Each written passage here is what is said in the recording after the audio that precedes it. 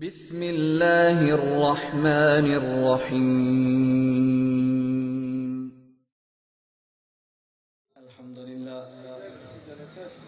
الحمدللہ وحدہ لا شریک لہ والصلاة والسلام علی من لا نبی بعدہ اما بعد فاعوذ باللہ من الشیطان الرجیم بسم اللہ الرحمن الرحیم والعصر ان الانسان لفی خسر الا الذین آمنوا وعملوا الصالحات وتواصوا بالحق وتواصوا بالصبر اللهم صل على محمد وعلى آل محمد كما صليت على إبراهيم وعلى آل إبراهيم إنك حميد مجيد اللهم بارك على محمد وعلى آل محمد كما باركت على إبراهيم وعلى آل إبراهيم إنك حميد مجيد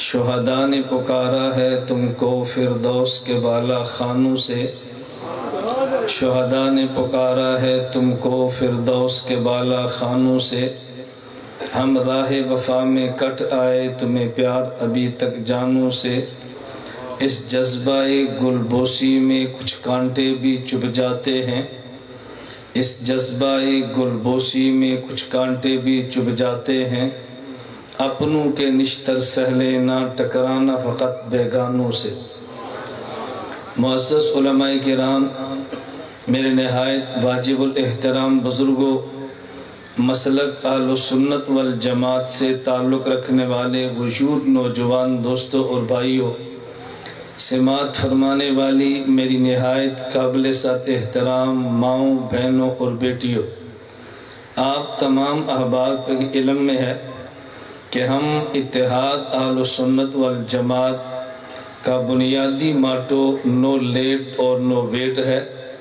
ہم وقت پہ ہمیشہ اپنے اجتماعات کا آغاز کرتے ہیں اور ہمیشہ وقت پہ اپنے اجتماعات کا اختتام کرتے ہیں ہمارا آپ سے وعدہ تھا ہم 9 بجے افتتاح کریں گے ہم نے ٹھیک 9 بجے تلاوت قرآن کریم سے اجتماع کا آغاز کیا ہے اور ہمارا آپ سے وعدہ تھا کہ ہم 4 بجے اختتام کریں گے ٹھیک 4 بجے انشاءاللہ ہمارے اجتماع کا اختتام بھی ہوگا ہمارے آج کے اجتماع میں میرے استاد محترم حضرت مولانا مفتی ظاہر صاحب تشریف لائے ہیں پیر طریقت شیخ المشائخ حضرت مولانا عزیز الرحمن ہزاروی صاحب دامت برکاتم تشریف لائے ہیں پیر طریقت حضرت مولانا محمد ارشد الحسینی صاحب دامت برکاتم تشریف لائے ہیں ان کے آپ نے بیانات سماعت فرمائے ہیں دارالعلوم کبیر والا کے شیخ الحدیث اور محتمم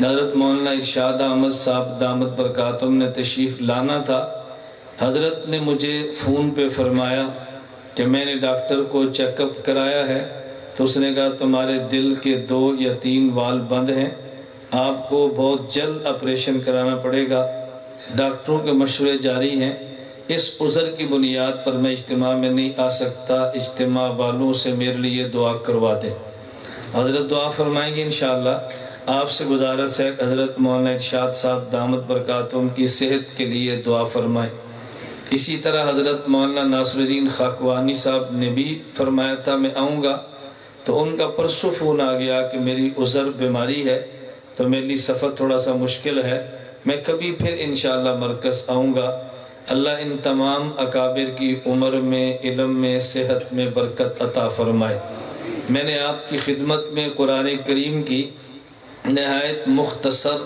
صورت تلاوت کی ہے میں صورت کی روشنی میں مرکز اہل سنت والجماعت سرگودہ خانقاہ اشرفیہ اختریہ اور اتحاد اہل سنت والجماعت العالمی ان تینوں کے مقاصد پیش کرتا ہوں اور اس صورت کی روشنی میں پیش کرتا ہوں اللہ رب العزت نے قسم اٹھا کے فرمایا کامل نجات کی بنیاد 4 چیزوں پر ہے نمبر 1 آمنو انسان کا عقیدہ صحیح ہو نمبر 2 عمل الصالحات انسان کے اعمال سنت کے مطابق ہوں نمبر 3 وتواصوا بالحق صحیح عقیدہ اور مسنون اعمال کی دعوت دیتا ہو۔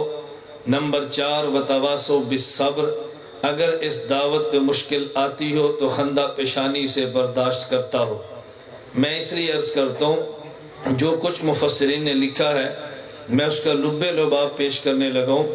نمبر 1 چیز ایمان ہے، نمبر 2 چیز اعمال ہے۔ ایمان کے راستے میں رکاوٹ کیا ہوتی ہے؟ اعمال کے راستے میں رکاوٹ کیا ہوتی ہے؟ ایمان کے راستے میں رکاوٹ شبہات ہوتے ہیں، مسنون اعمال کے راستے میں رکاوٹ ناجائز شہوات ہوتی ہے۔ تواصی بالحق اور تواصی بالصبر کا مطلب کیا ہے کہ تواصی بالحق، وصیت بالحق کا معنی یہ ہے کہ عقائد صحیحہ کے راستے میں آنے والے شبہات کو دور کرے۔ تواصی بالصبر کا معنی یہ ہے اعمال مسنونہ کے راستے میں رکاوٹ ڈالنے والی ناجائز شہوات کا ازالہ کرے۔ حضرت مفتی اعظم پاکستان مفتی محمد شفیع رحمۃ اللہ علیہ نے اس بات کو اس عنوان میں سمجھایا ہے کہ شبہات کے ازالے کا نام علمی اصلاح ہے، ناجائز شہوات کے ازالے کا نام عملی اصلاح ہے۔ تو تواصی بالحق کا مطلب یہ ہے کہ آپ وساوس کو دور کر کے ایمان بھی پختہ کریں۔ تواصی بالصبر کا مطلب یہ ہے شہوات کو دور کر کے اعمال کی اصلاح بھی کریں۔ ہمارے مرکز اہل سنت والجماعت میں شبہات کا ازالہ کر کے عقائد کی تصحیح کی جاتی ہے۔ ہماری خانقاہ اشرفیہ اختریہ میں ناجائز شہوات کا ازالہ کر کے مسنون اعمال کی ترویج کی جاتی ہے، اور پھر ان دونوں کے مشن کو پہچانے کے لیے اتحاد اہل سنت والجماعت العالمی کا بین الاقوامی پلیٹ فارم استعمال کیا جاتا ہے تاکہ دنیا میں صحیح عقائد بھی پہنچے اور دنیا میں مسنون اعمال بھی پہنچے۔ ہمارے مرکز کا ماٹو یہ ہے ہم جس قدر عقائد کے راستے میں شبہات ہوں ان کا ازالہ کرتے ہیں، اور خانقاہ کا مقصد یہ ہے مسنون اعمال کے راستے میں جو ناجائز شہوات رکاوٹ بنے ان ناجائز شہوات کا ازالہ کرتے ہیں۔ علمی اصلاح کے لیے اہل علم موجود ہیں، عملی اصلاح کے لیے مشائخ طریقت موجود ہیں۔ ہمارے مرکز کا تعلق اہل حق علماء کے ساتھ بھی ہے، اس خانقاہ کا تعلق اہل حق مشائخ طریقت کے ساتھ بھی ہے۔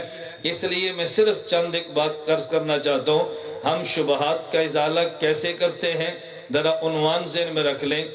ایک ہمارا عقیدہ ہے، ایک اس عقیدے پہ دلیل ہے، پھر دلیل پہ شبہ ہے، پھر شبہ کا ازالہ ہے۔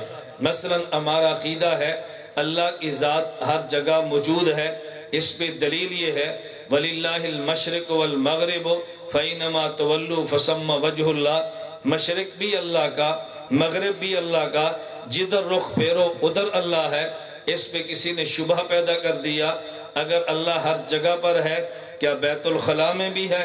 آپ کہہ دیں ہے تو بے ادبی ہے، آپ کہہ دیں نہیں تو آپ کا دعویٰ ٹوٹ گیا۔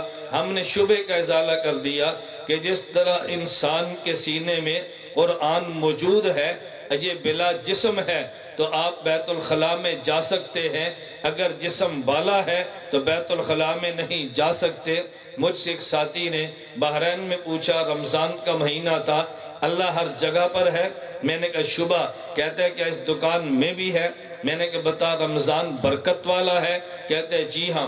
میں نے کہا رمضان اس دکان میں بھی ہے؟ کہتے ہیں جی ہاں۔ میں نے کہا رمضان تو دکھا دے، خدا میں دکھا دیتا ہوں، بابرکت رمضان دکان میں کیسے تو بتا، مبارک خدا دکان میں کیسے میں بتاتا ہوں؟ کہتے ہیں رمضان بلا جسم ہے، میں نے کہا خدا بھی بلا جسم ہے۔ ہمارے ذمہ شبہات کا ازالہ ہے۔ ہمارا عقیدہ ہے اللہ کے نبی مدینہ منورہ میں ہے، اللہ کے نبی ہر جگہ موجود نہیں۔ اس پہ دلیل کیا ہے؟ رسول اللہ صلی اللہ علیہ وسلم مکہ، مکہ سے مدینہ، مدینہ سے طور سینہ، وہاں سے بیت اللحم، وہاں سے مدین، وہاں سے بیت المقدس، وہاں سے عرش معلیٰ۔ اگر اللہ کے نبی ہر جگہ ہوتے تو پھر عرش تک کیسے جاتے؟ آسان لفظوں میں ہم کہتے ہیں جو ہر جگہ پہ ہوتا ہے وہ آتا اور جاتا نہیں، جو آتا اور جاتا ہے وہ ہر جگہ پہ ہوتا نہیں۔ اس پہ شبہ پیدا کر دیا کہ جی قرآن سے ثابت ہے حضور ہر جگہ پہ ہے، قرآن کریم میں ہے، وما ارسلناک الا رحمت للعالمین، خدا نے نبی کو رحمت بنایا، رحمت ہر جگہ پہ تو نبی ہر جگہ پہ۔ میں نے کہا شبے کا ازالہ یہ ہے، خدا نے قرآن کریم میں فرمایا والذی جعل الشمس ضیاء، خدا نے سورج کو روشنی بنایا، روشنی ہر جگہ پہ، پھر مان لے سورج بھی ہر جگہ پہ۔ کہا جی سورج ہر جگہ پہ نہیں ہے، روشنی ہر جگہ پہ ہے۔ میں نے کہا وہ کیسے؟ کہتے ہیں سورج آسمان پر ہے، روشنی ہر جگہ پر ہے۔ میں نے کہا حضور مدینہ میں ہیں، ان کی رحمت ہر جگہ پر ہے۔ ایک ہمارا عقیدہ ہے نبی معصوم ہے، معصوموں نے کا معنی یہ ہے اللہ نبی کو گناہ سے بچا لیتا ہے۔ اس پہ دلیل یہ ہے اللہ نے انسان کو پیدا مٹی کے جسم سے، انسان کو پیدا آسمانی روح سے کیا۔ وَلَقَدْ خَلَقْنَا الْإِنسَانَ مِنْ صَلْصَالٍ مِنْ حَمَإٍ مَسْنُونٍ فَإِذَا سَوَّيْتُهُ وَنَفَخْتُ فِيهِ مِنْ رُوحِي، یہ بدن مٹی سے بنایا، خوراک اس کی مٹی سے بنائی ہے، بدن مٹی سے بنایا، اس بدن کی غذا مٹی سے بنائی ہے، بیمار ہو جائے دوا مٹی سے بنائی۔ روح آسمانی ہے، اس کی غذا بھی آسمان سے ہے، روح آسمانی ہے، اس کی دوا بھی آسمان سے ہے۔ اگر بدن بیمار ہو جائے اس کو طبیب چاہیے، اگر روح بیمار ہو جائے اس کو طبیب چاہیے۔ بدن کے طبیب کو ڈاکٹر اور حکیم کہتے ہیں، اور روح کے طبیب کو نبی اور رسول کہتے ہیں۔ طبیب جس مرض کا طبیب ہو، اس مرض میں مبتلا ہونا طبیب کا عیب ہے۔ ڈاکٹر آنکھ کا علاج کرے، اپنی آنکھ بہتی رہے، یہ ڈاکٹر کا عیب ہے۔ پیچس کا علاج کرے، ہر منٹ بعد بیت الخلاء میں جائے، یہ اس ڈاکٹر کا عیب ہے۔ نبی امراض روحانیہ کا طبیب ہے، مرض روحانی کا نام گناہ ہے، اگر پیغمبر میں آ جائے پیغمبر کا عیب ہے۔ اس لیے خدا پیغمبر کو اس عیب سے پاک رکھتے ہیں۔ اس پہ شبہ آ گیا اگر نبی بے عیب ہے تو بتائیں قرآن میں ہے غفر اللہ لک ما تقدم من ذنبک، خدا نے اعلان کیا محمد ہم نے تیرے گناہ کو معاف کر دیا ہے۔ اگر نبی گناہ نہیں کرتا تو خدا نے من ذنبک کیوں فرمایا؟ میں نے کہا اس کا ازالہ یہ ہے، درسگاہ میں استاذ بیٹھا، مہمان آ گیا، بچے کو گھر بھیجا ہے کہ جاؤ ایک کپ میں دودھ لے کر آؤ، بچہ دودھ لے کر آیا، اس کو ٹھوکر لگی ہے، اس کا گلا شیشے کا ٹوٹ گیا ہے اور اس کا دودھ گر گیا ہے۔ بچہ رو کے معافی مانگنے لگا، استاد جی مجھے معاف کر دیجئے۔ فرمایا تیرا تو جرم نہیں ہے، کس بات پہ تجھے معاف کریں؟ کہا نہیں جی پھر بھی مجھے معاف کر دیجئے۔ مہمان نے کہا یہ بچہ حس والا بڑا ذکی ہے، جرم بنتا تو نہیں، معاف کر دے۔ استاد اس بچے سے کہتا ہے بیٹا تیرا جرم نہیں ہے، تو نے جان بوجھ کے گرایا نہیں ہے، لیکن جسے تو گناہ سمجھتا ہے میں نے اس کو معاف کر دیا۔ بچے کو تسلی آ جاتی ہے، نبی گناہ کرتا نہیں ہے، لیکن نبی خدا کو کہہ دیتا ہے اللہ مجھ سے گناہ ہو گیا ہے۔ اللہ نبی کی زبان استعمال کے فرماتے ہیں میرا محمد گناہ بنتا نہیں، لیکن جسے تو نے گناہ کہہ دیا میں نے اسے بھی معاف کر دیا۔ یہ خدا نے نبوت کو تسلی دی ہے۔ ہمارا عقیدہ یہ ہے صحابی محفوظ ہوتا ہے، اس عقیدے پہ دلیل یہ ہے صحابی محفوظ ہوتا ہے، یعنی گناہ ہو جاتا ہے خدا نامہ اعمال میں رہنے نہیں دیتا۔ اس کی دلیل یہ ہے کہ نبی کا نمائندہ صحابی ہے، خود نبوت نے اعلان کیا میں نے دین تمہیں دیا، آگے دین تم نے پہنچانا ہے۔ فَلْيُبَلِّغْ مِنْكُمُ الشَّاهِدُ الْغَائِبَ، اگر یہ خود گناہوں کی لت پت میں مبتلا ہو مجھے بتا دین پہنچائے گا کیسے؟ نبی کی دن نماز صحابی دیکھتا ہے، صحابی آگے امت کو دیتا ہے۔ اگر نبی کی نماز غلط کرے گا، نقل کرے گا، مجھے بتا اس کی نماز پہ اعتماد کیسے ہوگا؟ لیکن اس پہ فوراً شبہ پیدا کر دیا، اچھا جی آپ یہ بتائیں کیا صحابہ سے گناہ ہوتا نہیں ہے؟ فلاں موقع پر زنا ہوا، فلاں موقع پر شراب پی ہے، فلاں موقع پر جرم ہوا ہے، ہم کیسے محفوظ مان لیں؟ میں نے کہا آپ کو بات کو سمجھے ہی نہیں ہے۔ اگر آپ کو صحابی کا جرم نظر آیا تو پھر عفو اللہ عنہم بھی دیکھنا چاہیے تھا، اگر جرم نظر آیا تو فاعف عنہم بھی نظر کرنی چاہیے تھے۔ ہم یہ نہیں کہتے صحابی گناہ کرتا نہیں ہے، ہم کہتے ہیں نبی سے خدا گناہ ہونے دیتا نہیں ہے، صحابی سے ہو جاتا ہے لیکن اللہ نامہ اعمال میں رہنے دیتا نہیں ہے۔ ہمارا نظریہ ہے کہ مجتہد معجور ہے، مجتہد معجور ہے۔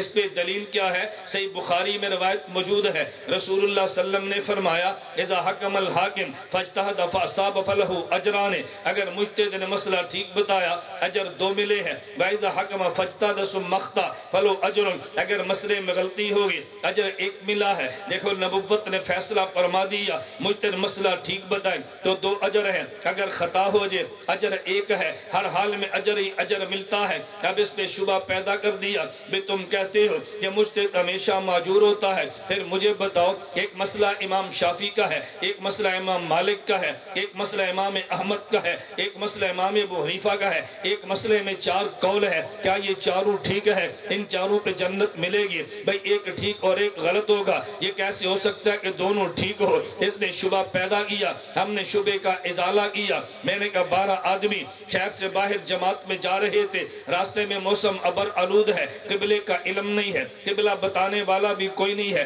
اب یہ 3 آدمی 12 آدمی 4 ٹولیوں میں بٹ گئے ہیں، 3 نے کہا قبلہ ادھر ہے، 3 نے کہا ادھر ہے، 3 نے کہا ادھر ہے، 3 نے کہا ادھر ہے۔ میں نے کہا مجھے یہ بتاؤ یہ ٹولیاں 4 ہیں، جیسے مجتہد 4 تھے، ان کے قبلے 4 بنے ہیں، نماز چاروں کی ہو گئی یا نہیں ہوئی؟ کہا جی چاروں کی ہو گئی ہے۔ میں نے کہا قبلہ ایک کا ٹھیک ہے یا چاروں کا؟ کہا جی قبلہ تو ایک کا ٹھیک ہے لیکن ہوئی چاروں کی ہے۔ میں نے کہا مسئلہ ٹھیک ایک کا ہے لیکن اجر ملا چاروں کو ہے۔ ہمارے مرکز کے ذمہ کام یہ ہے، ہم عقیدہ دیتے ہیں، عقیدے پہ دلیل دیتے ہیں، شبہ آجے تو ازالہ کر دیتے ہیں۔ توجہ رکھنا، ہمارا مسلک یہ ہے، امام ابو حنیفہ کو ہم صحابہ کے بعد بڑا مجتہد فقیہ امام مانتے ہیں، ہم نے اپنے امام ابو حنیفہ کو امام مانا، اس پہ اعتراض کر دیا۔ توجہ، ہم نے امام ابو حنیفہ کو امام مان لیا ہے، بھئی فقیہ ہے، اللہ کے نبی کے ارشادات ہے، بات فقہا کی ماننی چاہیے، لیکن لوگوں نے اشکال کیا۔ بھئی اشکال کیا ہے؟ ہم نے قرآن کی آیت پڑھی ہے کہ دین کامل ہے، الیوم اکملت لکم دینکم، دین کامل تب بنے گا۔ آپ قرآن بھی لے لیں، حدیث بھی لے لیں، اجماع قیاس بھی لے لیں، ان چاروں ثابت شدہ مسئلے فقہ بھی لے لیں، اس پہ ایک بندہ اشکال کرتا ہے اور شبہ پیدا کرتا ہے، اور جی الیوم اکملت لکم یہ نبی کے دور میں نازل ہوئی ہے، فقہ حنفی تو اس کے بعد آئی ہے، اور جب بعد میں آیا تو دین کامل میں دخل ہے، یہ تو بدعت ہے، ہم اس کو نہیں لیتے۔ میں نے کہا بات توجہ سے سمجھنا، میں شبہ کا ازالہ کرنے لگا۔ اگر کوئی بندہ آپ سے پوچھے فقہ حنفی اللہ کے نبی کے دور میں تھی، آپ نے سینہ تان کے کہنا ہے فقہ حنفی نبی کے دور میں تھی، وہ کہے گا امام ابو حنیفہ نبی کے دور میں تھے، آپ نے کہنا نہیں تھے، وہ کہے گا جب امام ابو حنیفہ نبی کے دور میں نہیں تھے تو فقہ حنفی نبی کے دور میں کیسے تھی؟ آپ فوراً پوچھئے جو امام بخاری نے صحیح بخاری میں حدیث نقل کی ہے یہ نبی کے دور میں تھی، وہ کہے گا جی بالکل نبی کے دور میں ہے۔ پوچھے امام بخاری نبی کے دور میں تھے؟ وہ نبی کے دور میں تو نہیں تھے، تو جب امام بخاری نبی کے دور میں نہیں ہے، بخاری کی حدیث نبی کے دور میں کیسے ہے؟ وہ آپ کو جواب دے گا حدیث نبی کے دور میں تھی، لکھی امام بخاری نے ہے، آپ نے کہنا فقہ قرآن و حدیث کی طے میں نبی کے دور میں تھی، نکالی امام ابو حنیفہ نے ہے۔ یہ مرکز اہل سنت بنا ہے، اگرچہ بنے 10 سال ہوئے لیکن زمین کی طے میں جو پانی ہے یہ پانی پہلے سے موجود تھا، نکلا تب ہے جب مرکز بنا ہے، فقہ حدیث کی طے میں پہلے تھی، آئی تب ہے جب ابو حنیفہ آیا۔ میں نے کہا ہم نے شبہ کو ازالہ کر دیا۔ امام ابو حنیفہ کہا جی مسئلے بناتا ہے، میں نے کہا بناتا نہیں یہ مسئلے بتاتا ہے، وہ جی بتانے میں کیا فرق ہے؟ میں نے کہا امام شامی نے لکھا امام ابو حنیفہ اس امت کا چراغ ہے، چراغ کا کام یہ ہے آپ رات کو 5 بجے اٹھے ہیں، آپ نے تہجد پڑھے، جب آپ تلاوت کرنے لگے آپ کو کلمات قرآن نظر نہیں آ رہے تھے، کیوں بھئی لوڈ شیڈنگ ہے، بجلی نہیں ہے، آپ نے لائٹ آن کی ہے، اوپر بلب جلا، آپ نے الفاظ کو پڑھنا شروع کر دیا، یہ بلب نے لفظ بنایا نہیں ہے، بنا پہلے تھا، یہ جلا تو لفظ بتایا ہے۔ بالکل اسی طرح میرے نبی نے مسئلے بتائے ہیں، ابو حنیفہ کا چراغ جلا تو مسئلے نظر آئے ہیں، بنانے والے کو شرعن سے شارع کہتے ہیں اور بتانے والے کو شرعن سے شارع کہتے ہیں۔ اللہ کے نبی شارع ہے، ابو حنیفہ شارع ہے، بناتے امام الانبیاء رسول اللہ ہے اور بتاتے امام الفقہاء امام ابو حنیفہ۔ ہمارے نبی مسئلے بنانے والے ہیں، ابو حنیفہ مسئلے بتانے والے ہیں، بنانا اور ہے بتانا اور ہے۔ میں نے کہا مرکز کے ذمہ کام کیا ہے؟ شبہات کا ازالہ۔ دیکھیں ہمارے اس بیان کو پوری دنیا کے مسلمان بحمداللہ جو بھی نیٹ پہ بیٹھے ہوں گے لائیو ہمارے بیان کو سن رہے ہیں، ہم پوری دنیا کے مسلمانوں کو یہ بات بحمداللہ تحدیث بن نعمت کے طور پہ کہتے ہیں، شمال و جنوب میں مشرق و مغرب میں اگر دنیا میں ملحد یا کوئی بدعتی ہو وہ دین پہ اشکال کرے، اشکال بھیجنا آپ کے ذمہ ہے، اس اشکال کا ازالہ کرنا مرکز اہل سنت والجماعت کے ذمہ ہے۔ اور میں بحمداللہ تعالی خدا کی ذات پہ بھروسہ کر کے گئے تو پوری دنیا میں تم ایک بندہ ایسا ثابت نہیں کر سکتے اس نے خط لکھا ہو جواب نہ ملا ہو، ای میل کیا ہو ہم نے جواب نہ دیا ہو، اس نے رجوع کیا ہو ہماری طرف سے اس کو ہاں نہ ملی ہو، ایسے کبھی نہیں ہوگا۔ ہم نے پہلے بھی کیا، آئندہ بھی کریں گے انشاءاللہ۔ کرنا چاہیے کہ نہیں بھئی؟ ہم کریں گے انشاءاللہ۔ میں آخر میں 2 منٹ میں بات پوری کرتا ہوں۔ یہ جو میں نے بیان کیا ہمارے مرکز میں کیا ہے، ہماری خانقاہ میں کیا ہے، میں آنے والے حضرات کو جو پورے ملک سے تشریف لائے ہیں ہدایات کو کہتے مجھے عجیب لگتا ہے، آپ بڑے ہیں میں چھوٹا ہوں، لیکن میں گزارشات پیش کرتا ہوں، 4-5 گزارشات یہ نشیر فرما لیں۔ نمبر 1، یہاں سے تعلق رکھنے والا ہر بندہ دلیل سے بات کرے، گالی اور گولی سے بات نہ کرے۔ ہمارا ماٹو نہ گالی ہے نہ گولی ہے، ہمارا ماٹو دلیل ہے، اور دلیل کی طاقت گولی سے زیادہ ہے۔ کیوں؟ ہم جغرافیائی سرحد کے محافظ نہیں ہیں، ہم نظریاتی سرحد کے محافظ ہیں۔ تمہاری نظریاتی سرحد کے محافظ رینجر ہے، اگر کوئی سرحد نظریات جغرافیائی کراس کرے تو رینجر فائرنگ کرتی ہے۔ ہم نظریاتی سرحد کے محافظ ہیں، کوئی نظریاتی سرحد کراس کرے گا ہم فائرنگ کریں گے۔ رینجر کی فائرنگ کا نام گولیاں ہے، ہماری فائرنگ کا نام دلیلیں ہیں۔ ہم گالی اور گولی کی بات نہیں کرتے، ہم دلیل کی بات کرتے ہیں۔ نمبر 2، ہم سے تعلق رکھنے والا مسلکی تعصب کی بات نہ کرے، مسلکی تسلب کی بات کرے۔ تعصب اور ہوتا ہے، تسلب اور ہوتا ہے۔ تعصب میں اناد ہوتا ہے، تسلب میں اپنے مذہب پہ پختگی ہوتی ہے۔ ہم دوسروں سے اناد نہیں رکھتے، اپنے مسلک پہ پختگی سے کار بند ہیں۔ ہم سے تعلق رکھنے والا مسلکی تشدد کی بات کرے، مسلکی تشدد کی بات نہ کرے۔ تشدد الگ ہوتا ہے، تشدد الگ ہوتا ہے۔ تشدد کی مثال ریشم کی ہے، تشدد کی مثال لوہے کی ہے۔ لوہے کا زنجیر سخت ہوتا ہے لیکن ٹوٹ جاتا ہے، اور ریشم کا رسہ یہ نرم ہوتا ہے لیکن ٹوٹتا نہیں ہے۔ ہم تشدد والے نہیں ہیں، ہم تشدد والے ہیں، اپنے مسلک پہ پابندی کرتے ہیں لیکن زنجیر کی طرح نہیں، ریشم کی طرح ہے۔ نمبر 4، ہم سے تعلق رکھنے والا غیروں کے لیے گرم ہے، اپنوں کے لیے نرم ہے۔ ہم سے تعلق رکھنے والا کان کھول کے سنے، ہم غیروں کے لیے گرم ہیں، اپنوں کے لیے نرم ہیں۔ نمبر 5، ہمارے مرکز اور اتحاد کی جنگ نظریات کی بنیاد پر ہے، ذاتیات کی بنیاد پہ نہیں ہے۔ ہم نظریات پہ حملے کرتے ہیں، نظریات کا جواب دیتے ہیں، نہ ذاتیات پہ حملے کرتے ہیں نہ ذاتیات پہ جواب دیتے ہیں۔ ہماری دنیا سے علمی لڑائی نظریاتی ہے، ہماری دنیا سے لڑائی ذاتی نہیں ہے۔ اس لیے میں بات بحمد اللہ تعالی تحدیث بن نعمت کے طور پہ دعوے کے ساتھ کہتا ہوں، میری خلوت اور جلمت میں، میرے سبق اور بیان میں، ہماری خانقاہ اور مرکز میں دنیا میں ایک فرد بھی آپ ثابت نہیں کر سکتے کبھی اہل حق کے خلاف ہم نے اپنی زبان استعمال کی ہو۔ اہل حق کے خلاف کبھی زبان چلی نہیں ہے، اہل باطل کے خلاف نہ کبھی رکی ہے نہ رکے گی۔ ہم اہل حق کا ساتھ دیں گے، اہل باطل سے دور ہے۔ اہل باطل ملحد ہو تب بھی دور ہے، اہل باطل مبتدع ہو تب بھی دور ہے۔ ہم اہل باطل کے قریب نہیں جاتے، اہل حق کے ساتھ رہتے ہیں۔ میں نے اس لیے آپ کی خدمت میں گزارش کی ہے، مسلکی تعصب نہیں، مسلکی تسلب، مسلکی تشدد نہیں، مسلکی تشدد، ذاتیات نہیں بلکہ نظریات کی بات کرے، گولی اور گالی نہیں بلکہ دلیل سے بات کرے۔ پھر دنیا آپ کی ہے، گولی کے جواب دیے جاتے ہیں، دلیل کا جواب دینا بڑا مشکل ہے۔ بحرین میں تھا، مجھے ایک نوجوان ملا، مولانا گمن صاحب آپ کے خلاف پروپیگنڈے بہت ہیں۔ میں نے کہا کیا پروپیگنڈا؟ میری سی ڈی نیٹ پہ آئی، کبھی جواب دیا ہے، میری کیسٹ نیٹ پہ آئی، کبھی جواب دیا ہے، میری کتاب نیٹ پہ آئی، کبھی جواب دیا ہے۔ کسی نے جواب دیا تو مجھے نام پیش کرو، کہا تیری دلیل کا جواب نہیں ہے، تیری ذاتیات پہ حملہ ہے۔ میں نے کہا ذاتیات پہ لعنت بھیج، نظریات کی بات کر۔ ہم کو نبی اپنی عصمت کی بات کریں، ہم صفائیاں نہیں دیتے، ہم گناہگار ہیں، اللہ ہمارے گناہوں کو معاف فرمائے۔ حضرت اقدس دامت برکاتہم تشریف فرما ہے۔